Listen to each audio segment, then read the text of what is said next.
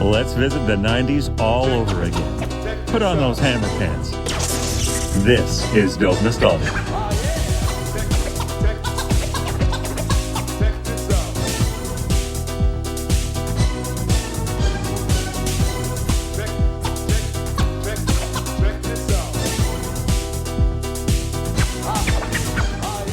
Everybody, welcome to Dope Nostalgia. I'm your host, Naomi. My special guest this week is becoming very hot on TikTok right now as a poster of nostalgia and reminiscing about songs that we grew up on. He is John G, and you can find him on TikTok. I suggest following him and watching his amazing videos. He's at john.g87. Now, he's joining me today to talk about Canada's best-known boy band of all time, the Moffatts. Here's a little background story on the Moffatts. Wikipedia moment. Please bear in mind that Wikipedia is not to be taken as actual 100% fact. Any donkey could edit it at any time. If I'm reading you the artist's bio, that stuff is the real truth. He's right. The Moffatts are a Canadian pop rock country band composed of brothers Scott, Clint, Bob, and Dave Moffatt. Scott was born on March 30th, 1983 in Whitehorse, Yukon, and the triplets, Bob, Clint, and Dave, were born 11 months later in Vancouver, British Columbia on March 8th, 1984. Bob and Clint are identical twins, while Dave is a fraternal triplet. And the band began as a country music vocal group during their childhood, like super young, and released 3 records under Polydor Nashville. It's a Wonderful World in 93, The Moffatts in 95, and A Moffatt Christmas in 96. At the time, it was said that they were the youngest band to ever sign a major label recording contract. They released their first pop album, Chapter 1, A New Beginning, in 1998. They released one more album, Submodalities, in 2000, before disbanding in 2001. The band reunited for a one-off online Christmas show on December 22nd, 2012 on Stage It. In February 2017, Scott, Bob, and Clint Moffatt embarked on an extensive promotional tour in Asia for the Moffatts Farewell Tour before being rejoined by Dave in 2018 for the second leg of the reunion tour. Bob and Clint have now formed a duo called Music, Travel, Love. I'd like to welcome my special guest today, TikTok sensation John G. Welcome to Dope Nostalgia. All right, welcome John G to Dope Nostalgia. How are you doing today? I'm great. How are you? Thank you so much for having me, by the way. Fellow Canadian, East Coast. Mm-hmm. Yes, born and raised in Montreal, but I've lived in Toronto for the last 7 years. Right. Oh, sweet. Okay. So yeah, I noticed, first of all, with TikTok, do you call it a channel? Your TikTok channel? Or you're just your TikTok channel? Your TikTok page. Yeah, no, it's very Canadian centric, which is fun. Yes. I mean, I didn't initially plan for that, but I realized that that's what I know best. I still post other, international American stuff because I don't want to be like pigeonholed into this, like, oh, I have to do Canadian stuff, right? I want to be able to post whatever I want. So, but yes, I do focus on Canadian stuff because again, that's what I know and that's what I grew up with. Yeah. And most of your stuff, I know you do some of the 90s, but you also do a lot of the early 2000s or the first decade of the 2000s. So yeah. When you started out, how did you get it to grow so fast? You're doing amazingly well on TikTok. Thank you. I slightly disagree with you. I mean, I guess I have high standards for myself and I put pressure on myself, but because I see it's easy to compare yourself to other people especially on TikTok who have millions of followers, I think earlier on in TikTok, before I joined, it was easier to grow a following, not to say that you can't now, but regardless, I was just consistent. And I think that's what you'll hear from a lot of people. If you want to grow, if you do want to try to be successful at this, you got to be consistent. The thing with me though, is I'm not so much in it for the success and fame, if you want to call it that. It's just I'm truly passionate about what I do, and once I feel like I lose that passion, then I might not want to do it anymore. But luckily, from myself and the help of you guys, I've been having a great time.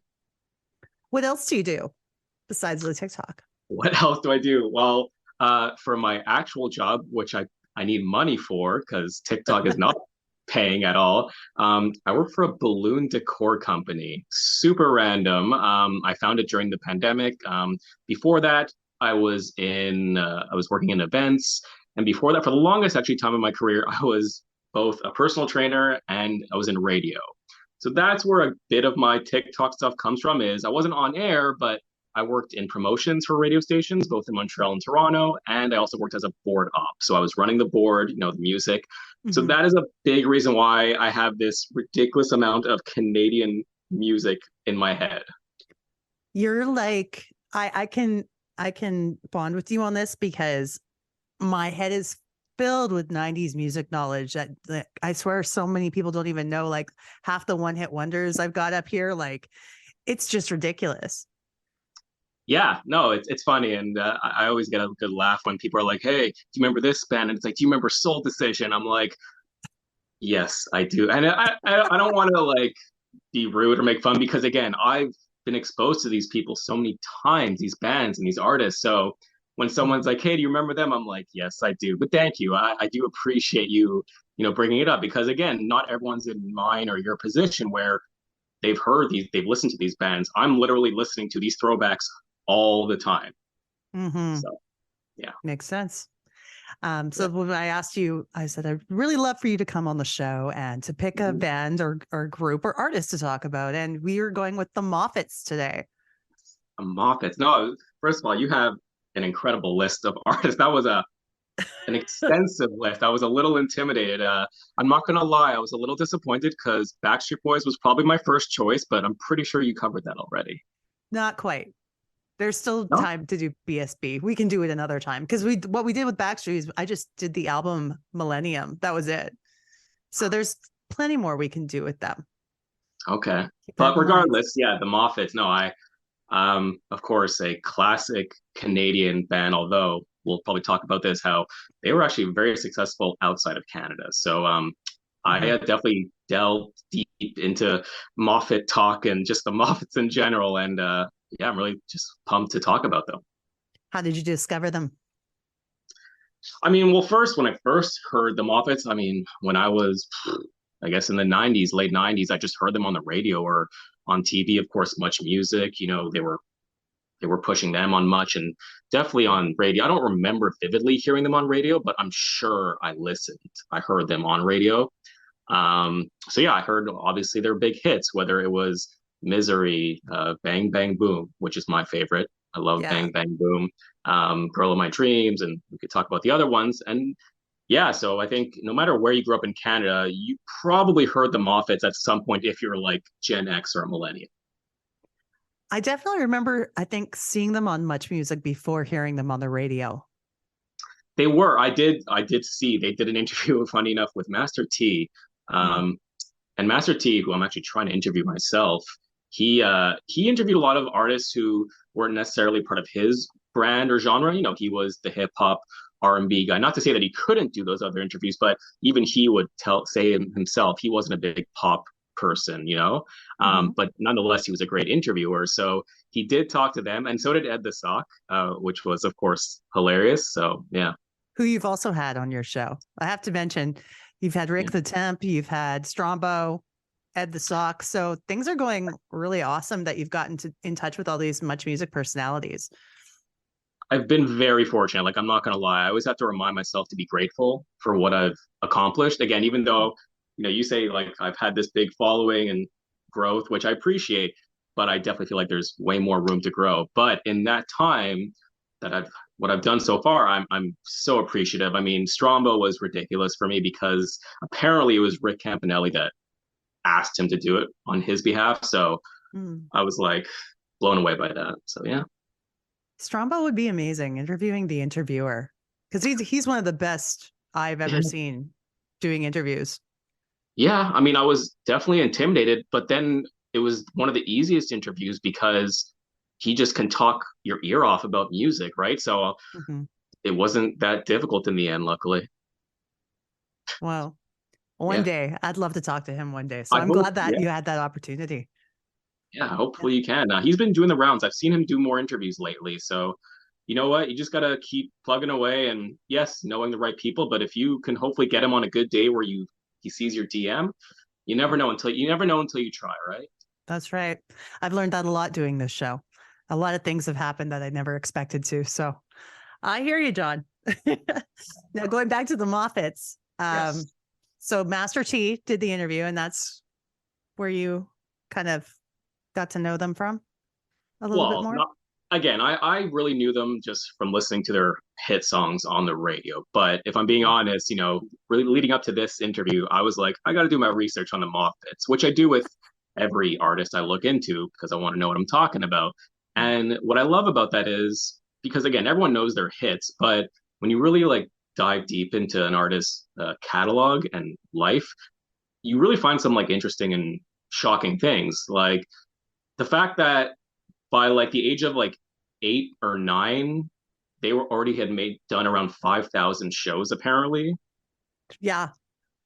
Like Yeah, I was shocked to know that they were signed to a record deal. Like they were like the youngest people ever signed to a record deal, at least in Canada. apparently, yeah, like things like that. And their first television appearance was like when they were 3 and 4 years old, and you go and see it on YouTube, and you're like 3 and 4. I barely was standing up and talking at that time, and they're singing on TV. It was incredible. I wonder if it was like they had stage parents or if it was something like they actually gravitated towards doing, because you can tell they still obviously love recording and performing, and they were obviously made for it, but 3 and 4 years old. Yeah, well, I could tell you, no, their parents were in the industry, or at least their mother was. And the father did Mhm. sing because the father actually sang with them on that first ever performance. And the Okay. mother, I believe, won some like British Columbia awards for being a singer. So no, they Oh, were definitely like brought up in the business. I mean, I don't think they were forced to sing. I think it just came naturally to them because of their parents. So makes sense. probably had it in their DNA too, the talent. Oh yeah.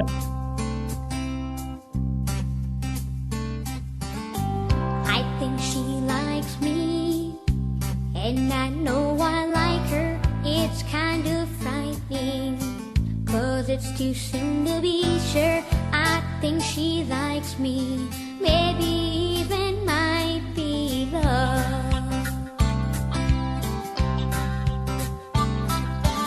Should I be patient, or should I ask her straight out? That smile she gave me don't leave too much room for doubt. I think she likes me, maybe even might be love. Our first kiss said more than goodnight. I bet I've relived it 1,000 times.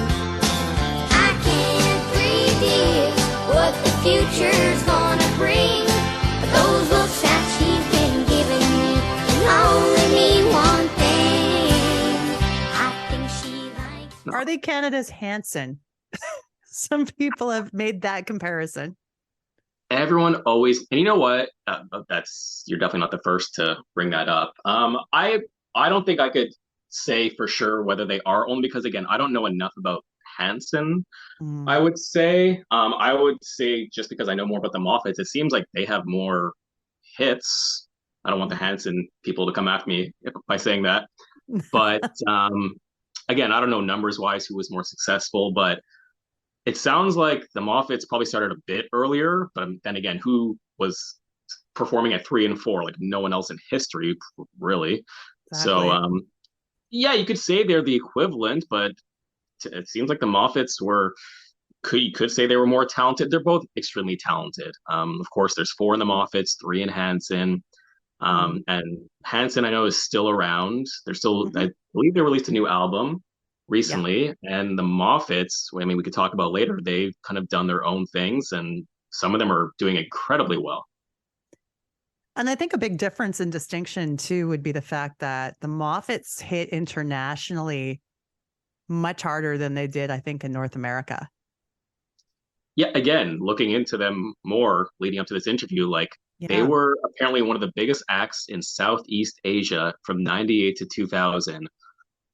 Who would have thought that? I never realized that. And The, then they even did a reunion tour there in like 2017. Like they had a huge following, which I want to know why. I don't know why they were so big there. I'm hoping I could interview one of them and ask them about that, because that to me is fascinating. How certain groups or artists can just be, big maybe in one place like Canada, but then also be really big in another place. mm, I always wonder how that works, but again, one of the biggest acts in Southeast Asia in the late '90s. Incredible.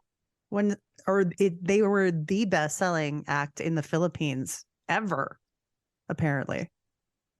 Yeah, Philippines specifically. Again, I don't know what it is about the Philippines. And I recently learned about that actually before this interview when I posted a Moffat thing, I don't know, a few months ago, or maybe a year ago, actually, on TikTok.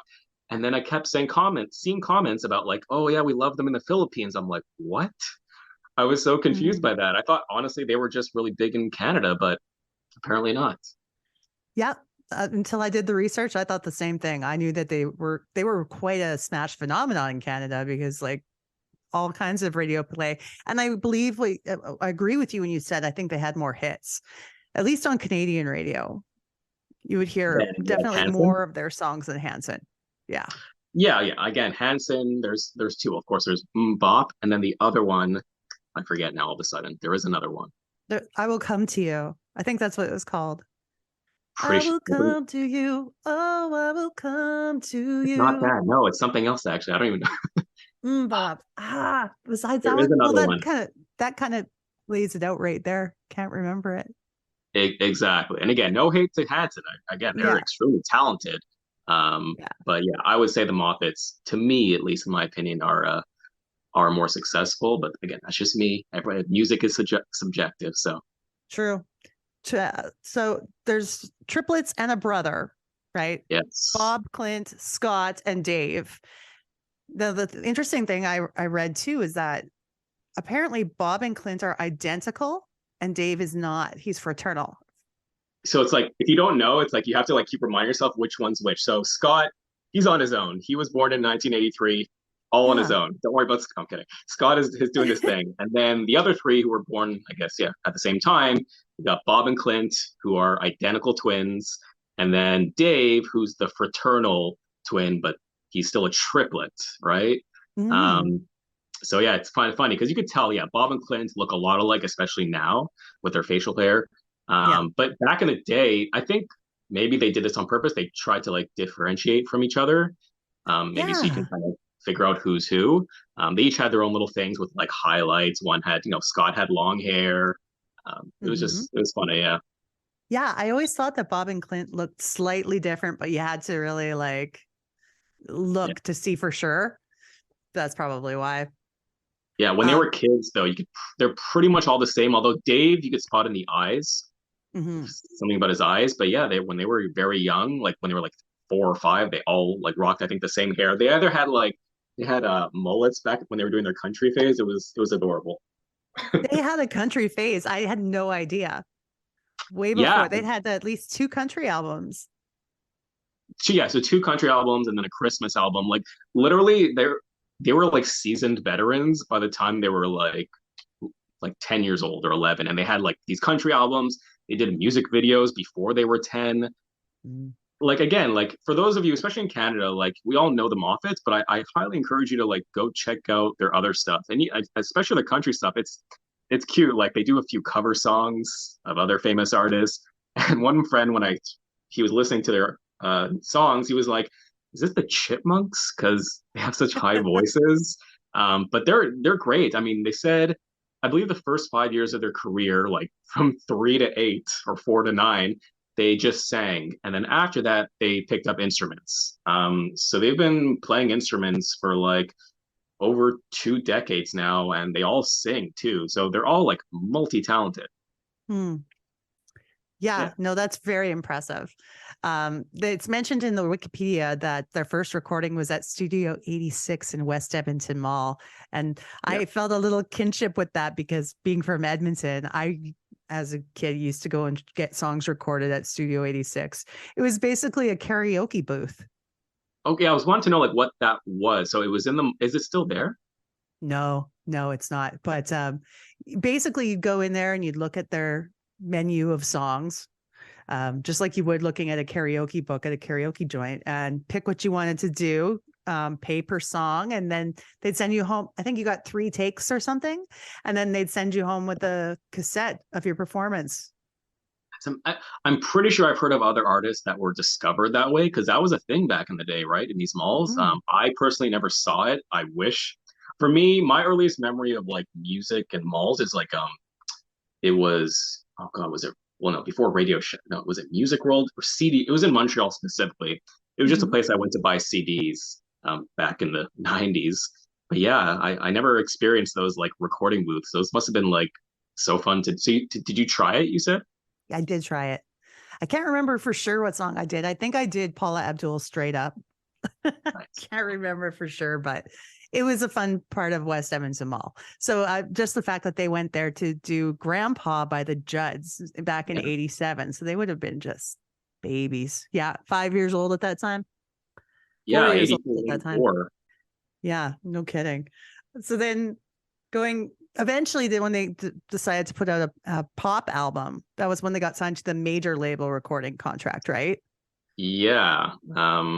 That was, I guess, they officially, I think, 1998, which was Chapter One, A New Beginning. Mm-hmm. Again, pretty much saying, hey, this is our new beginning, going from country to pop. I wonder if like a lot of people, if they're fan, like their early fans, if they like felt betrayed because they transferred from country to pop. I have a feeling they were probably told to do this because that was all the rage. Pop was huge, right? So it makes sense and it worked out. I mean, according to sources, Wikipedia, they Mm. sold 6 million of that album worldwide. It went double platinum in Canada, so it was very successful. And I would say that was definitely their most successful album. It had 4 of their hits, which say "Misery," "So I Don't Forget," "I'll Be There for You," "Miss You Like Crazy," and "Girl of My Dreams." The one thing though, I'm trying to figure out is because when I look up the album, at least, so "Misery" is not on Spotify at all, which sucks. And "Misery" Wow. apparently was only on the American release. So I don't know if that means if you were in Canada, if "Misery" wasn't on that album. So I don't know. And maybe Misery's on the Spotify in the US. It's possible. Maybe, yeah, I've come across certain artists, even again, people that I've spoken to that Mm-hmm. one R&B guy, his name is Drew, Dru, he's Canadian. One of Mm-hmm. his biggest songs is not even on Spotify, and he didn't even know that. And I was like, you might want to look into that. So I don't know how it works, but it's a shame because I've Mm. commented on TikTok that "Misery" isn't on there, and people are upset about that. So That's my favorite song off that album. So yeah, it's a that's great song. disappointing. The video where they're like in a park and then like it starts raining. It's the graphics are hilarious with the rain if you go and watch it. Mhm. Great song. Yeah. And again, they were still 98. They were like probably 13, 14 when they recorded all this stuff. So just crazy to think how young they were, but how talented they were.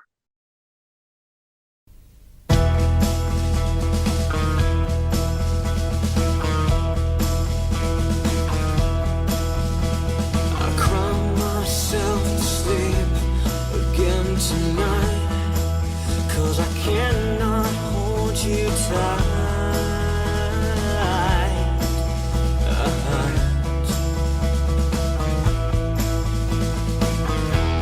I wish I could see you again tomorrow, to take all this sorrow, sorrow.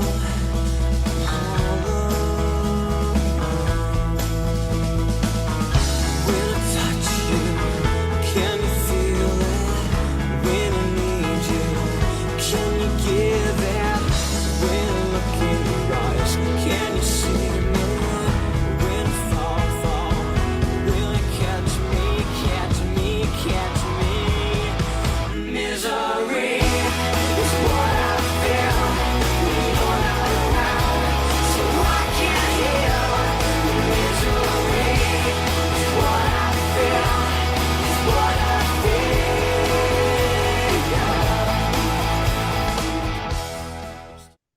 It's unfair that we can't get to enjoy that song. But yeah, On it is. YouTube. I mean, I'm kind of wondering about the timing too. The reason why the record label was like, okay, guys, you're doing a pop album. I mean, that was right around the time where Backstreet had blown up. Yeah, And well, I mean, then that was the late '90s, so pop was, I would say, that was pop, hip hop and R&B. Well, hip hop specifically, that was just starting to gain steam, I think. But pop, I would say, that was it was at the top, like at the peak almost at that point. So yeah, so the record company is probably sitting there going, we have another boy band on our hands. Let's do this. they're not. It's funny, yeah. What What is constitutes a a boy boy band? band? Yeah, it's funny because you have other artists, like Boys to Men. Some people say they're a boy band. Other people say no, they're not. Who Mm, knows? Yeah, you could call them off as a boy band. It's not like a good or bad thing, but no. I wouldn't. They weren't specific. Like they, what I loved especially about even that album, Chapter One. If you listen to it, they have like these ballads. They're known for their ballads. They love. I don't know what it is about like love and girls at like that age, which I think is hilarious. A lot of love stuff. But then they have like these like random like rock slash I want to call ska moments, which I heard on this one called Yeah. "Saying I Love You." Great Mhm. song. "Wild at Heart" is their first song off that album. It's actually very good. It's like a rock song. Mhm. So again, I wouldn't just say they're not just a pop band. No, not at all. Now you can't pigeonhole them, which is great. I like that they Yeah, showed different, like it's one of those albums I listen to. It's the songs all just sound very different. They're very distinguishable, which is an awesome thing, especially for a band that young. You can tell they must have had exactly. a lot of influences growing up. Yeah, I mean, obviously a lot of country influences. It sounds like they also had some rock influences, which especially was shown on their next album because they had this guy Bob Rock, who was the producer for Metallica. Hmm. So he worked on with them on that album. Um, so yeah, no, again, very impressed with their range. You know, they could pretty much do anything, I think. After these messages, we'll be right back.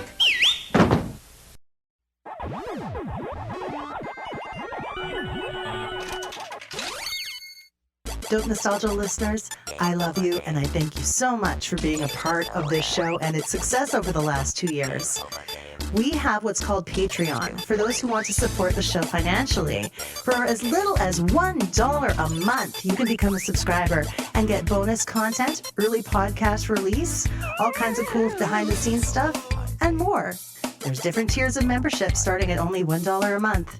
And we even have some special merch for you guys who are in it for the long run. So please join our Patreon. It's at www.patreon.com/dope nostalgia.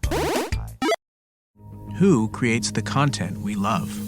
I was a very emotional child. But I was really shy growing up. What makes them passionate? I want to draw Saturday morning cartoons. I could actually write songs. Part of me comes out in a design that I do. And why do they persist? You know, I was in a bad mental spot. It was a big sacrifice. The hard-earned lesson is you have to do your own thing. And this has been like a rebirth for me. Hear their stories on your favorite podcast player. Creators After Dark. Mom, here come the popples for your child. Popples are pals that pop out of pockets. Popples are pals that pop out of pockets. A soft fuzzy ball that turns into a friend. The fun keeps building and the laughing never ends. Popples are pals that pop out of pockets. They're funny, they're new, cause they turn inside out. And that's what popples are all about. Your child will love them. Submodality. How do you pronounce this? I just say yeah, submodalities. Submodalities. Yes. Okay. It came out in 2000, and then yes, Bob Rock working on that to me was insanely big because he's, like you said, he's worked with Metallica. He's worked with some of the greatest like rock bands that have ever been. So I think that was a huge step from them finding their sound, working with a guy like that. Yeah, and I think you even see there's an interview with Bob Rock, and people were asking him like, you know, why would you work with this band? These like little kids, and he's like, well, they actually like rock music, and they can do rock music, and yes, they can, as you see with this album and even the previous album. But for me personally, I definitely prefer Chapter One. That was their best album, in my opinion. But Submodalities does have my favorite song, which is Bang Bang Boom, and I'm pretty sure that was their most successful song in Canada. Like charts wise, it was number one, and Yes. apparently it went to number one like the quickest out of any song up until that point, maybe in Canada, but not 100% sure if that's true. It was an extremely popular song. I think it was used in some commercials and such as well in recent years. So I find that most people do remember that track. Yeah, I mean, it's just it's pop rock perfection. It really is. it's catchy. I mean, and I think I saw you you did see my video that I like posted the other day with Bang Bang Boom in the background, and I was like just reminding people that Scott is turning 40, and it's like right when you hear the boom and it's like, oh, 40. People are like, no. Your face. You're just like, uh-huh. Yeah. I just saw that your TikTok today. That was great. Well, that song, I love that song because it has this little buildup and it's just that boom, and it's just the perfect. You can just use it for so many things, I feel like. Early morning, I got Mona Lisa by my side. What's the story behind that devious smile?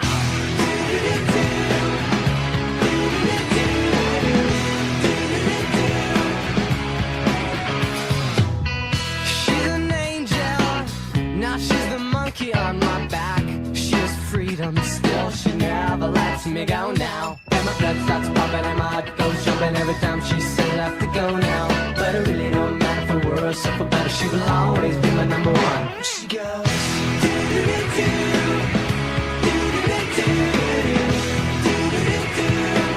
my heart goes bang, bang, boom. When she walks into the room, my heart goes bang, bang, boom. Yeah, great song. And then, after that, they disbanded in 2001 at the ripe old age of like 17 and 18 years old. So fast after the release of that album. So it makes me wonder, was there a bad breakup? Were they fighting? Do we know? I personally don't know. I tried to look into that. I don't think so. It honestly just sounds like they needed a break. Like, again, they had done over 5,000 shows. Actually, sorry, I think I said before 5,000 shows by like 10. No, it was like 5,000 shows by like, I think 18 or so. Pretty sure. So they did a lot. They were also bouncing around. They were born in Canada, Yukon/Vancouver/Victoria. Then they moved to Missouri for a bit. Then they were doing stuff in Vegas, in Nashville. They were like on the go pretty much for 15 years in a row. So yeah, if I was them, I would need a break as well. So why not? So it sounds like they just kind of relaxed for a bit, and then of course they did their own things after that and up until now. But I think anyone would want to take a break after that career. Agreed. Like, yeah, burnout at 18, isn't that crazy? Yeah, well, I don't know. Yeah, hopefully they weren't burnt out, but I'm sure they were tired and they deserved a little break. So no, I don't blame them at all. They've taken their break, and then Bob and Clint were still very much working together, I think quite a bit. I looked at all the different incarnations of Bob and Clint together. There's been at least 4 different names for their duo. Same. Yeah, I forget all of them. I think they joined a band called Push, was it, I think? Shortly after. They played at like the Olympics, the Winter Olympics in 2002. That must have been Salt Lake City. Yeah, I think so. No, they did a lot. It makes sense. I mean, because they're the twins. So, with twins, they like basically think alike and they have so much in common. So it just makes sense that they've always stayed close together, even again up until now, where they have Music Travel Love. Which is doing ridiculous. I only discovered Music Travel Love. For those people who don't know, Music Travel Love is Bob and Clint, and they literally just perform cover songs. Sometimes just the two of them, sometimes with Dave, but a lot of times with this other artist. And they're in these like beautiful spaces outside, like waterfalls, fields, forests. And last I checked, Instagram, they have over 1 million followers. YouTube over 4 million, TikTok over 1 million. So they're doing very well. I've seen their videos and it's just captivating. Like you said, the scenery and whatnot. I think they must be using like drones and stuff to film because yeah, there are some of the I think, shots, aerial shots. Yeah, get so much of the whole like scenic surroundings in them, and it's just gorgeous. So yeah, and I love it. They even cover one of their songs, like of the Moffats, which I find hilarious. Um, they do everything, and no, they're just super talented. So listen, when you have over, especially on YouTube, over 4 million, and you're getting millions of views, you're making decent money from that. So yeah, no, they're doing great, and then they also have like not spin-offs, but like off of Music Travel Love, they have Music Java Love, which is I guess like a coffee company. Then they have Music Kids Love, I believe, which is just like a kids kind of channel, kids songs. So no, they're more power to them. They're doing great. yeah, I think those two are definitely dads now too. Family Yeah, guys. yeah, they're busy. I think they each have at least 2 kids, I believe. Dave's yoga instructor. Someone told me, yeah, I think he's single. I'm pretty sure, but someone told me that Dave, their friend, took a yoga class with Dave once, which I thought was so funny. I don't know if he's now in Toronto or Winnipeg. I don't know. I'm not sure where Dave is.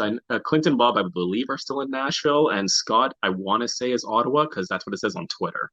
Scott is a very renowned producer now. Oh, He's been working country wise with the big superstar Luke Combs.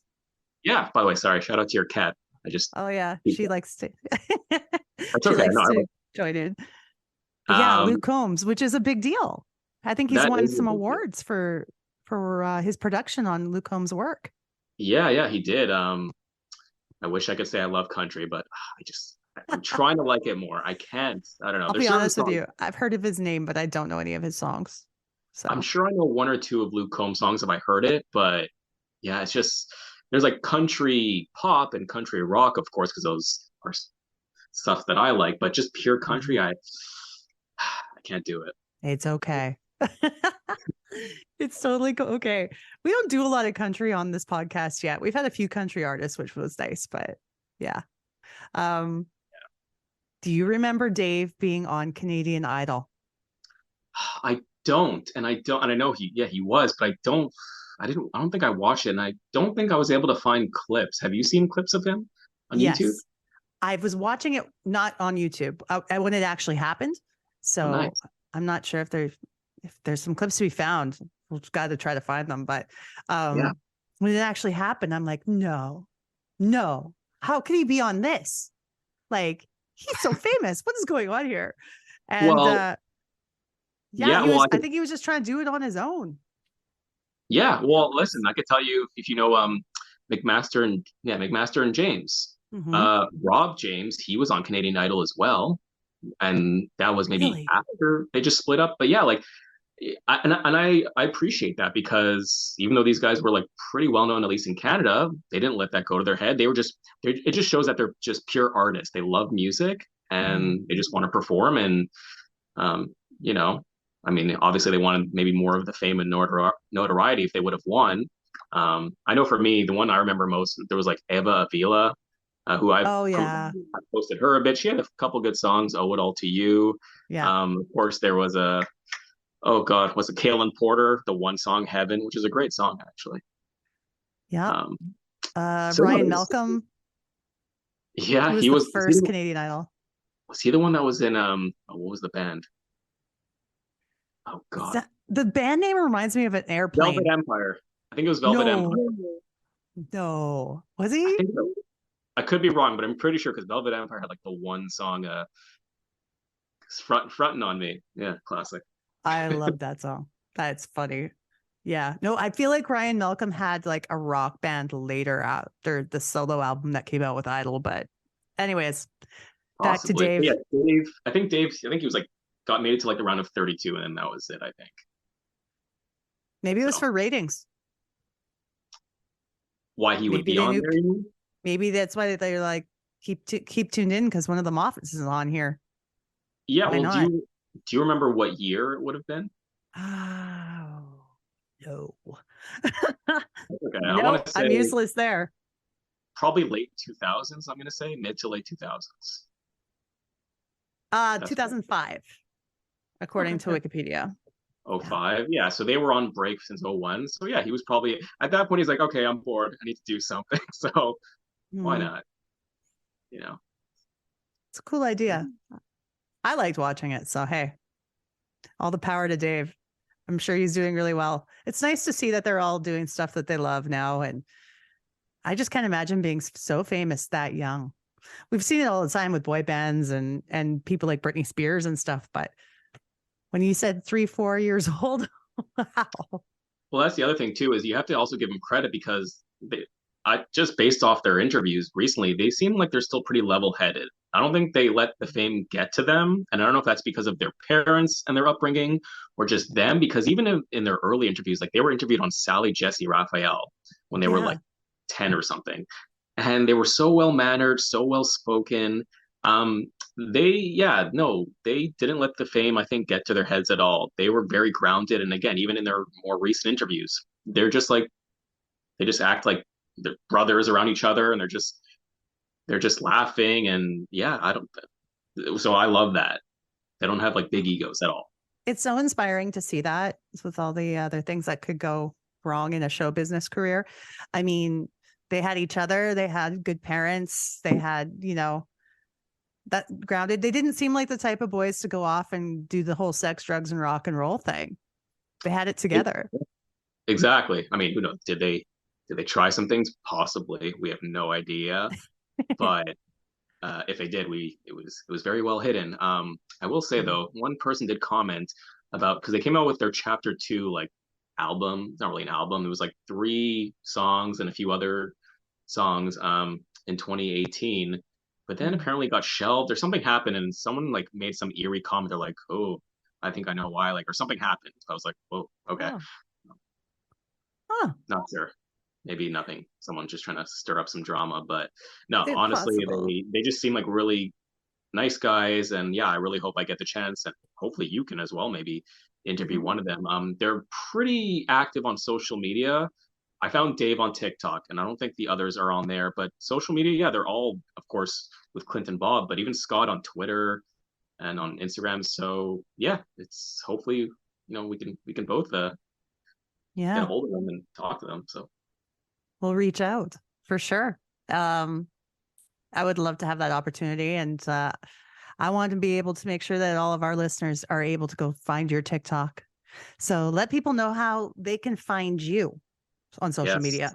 let's plug myself. No, Yes, so let's I do don't it. have like an official title on my TikTok, but it's just my name. So it's John.G87. So JON.G87 on TikTok. Instagram, I honestly just post videos of my interviews. So you don't see much, but you'll see all my interview clips, which are very interesting. And again, on Instagram, same thing, JON.G87. And yeah, like I said, what I'm really focusing on right now with TikTok is I'll still post videos, random throwbacks. I love those, but I really want to get more into interviewing artists.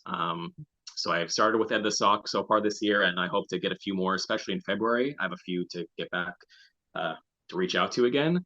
And yeah, I'm really looking forward to the future. I mean, nostalgia will always be a big thing. Um, and I love seeing these artists kind of getting their flowers and kind of resurgence, especially like someone like Sean Desmond, who made this huge comeback. I saw him perform in the summer. It was amazing. Oh, good. Yeah, and then I'm even the glad to other hear one, that. sorry, I just don't want to like ramble on, but Simone Denny, who you should interview, by the way. I have. Simone Denny. You She's have? Oh, amazing. Yeah. amazing. So yeah, amazing woman. She was my first or second. She was my first artist I interviewed actually. Yeah. Um, and so when I first interviewed her, I thought we were going to do it on TikTok, but you need 1,000 followers, or at the time, and she didn't. So I was like, oh, so we did it on Instagram, and I was like, we're going to get you to 1,000 one day. And then like months passed, and I was like, hey, I want to help you. So like she sent me a bunch of video clips of herself talking about her career. And I put them, I edited them, and I put it out on my page, and it got like a decent amount of views, and that put her over 1,000 followers, and it opened her up to these new fans, and it brought her back to her old fans, and I was so happy for her. It made me so happy. That's So things like that, wonderful. yeah, especially for her because she's honestly, I don't know her personally, although I feel like I do from my chats with her. Like she'll send me voice notes as if we're friends, Even when she's out like at dinner, she'll send me a message. I'm like, you don't have to do this right now. I could go on and on about Simone Denny. So she's amazing. She really is a lovely person and a huge talent. Like, oh my God, her one of the best voices is, in Canada. Oh yeah, her voice is like the best. So 100%. Yeah. I wish you so much more success. It's only going to get bigger and bigger from here with your channel. I'll make sure that we plug your TikTok and share some of your videos. But I really do appreciate you, other people reaching out, wanting to get like my opinion for whatever it's worth. So yeah, I really do just thank you. And I'm happy to promote you. And I think it's really cool. Like, we content creators are all out there helping each other, which is nice, you know? Yeah, no, exactly. I think you just pay it forward and look out for each other. That way we all grow. It's not just about one person. I think it's everyone together. Not to be all cheesy, but that's how it is. Social media, yeah, we've got it. Send us an email, dopenostalgiapodcast@gmail.com. Twitter, nostalgia dope. Or on Insta, dope_nostalgia. This podcast is licensed by SOCAN because we believe that artists should be paid for their work.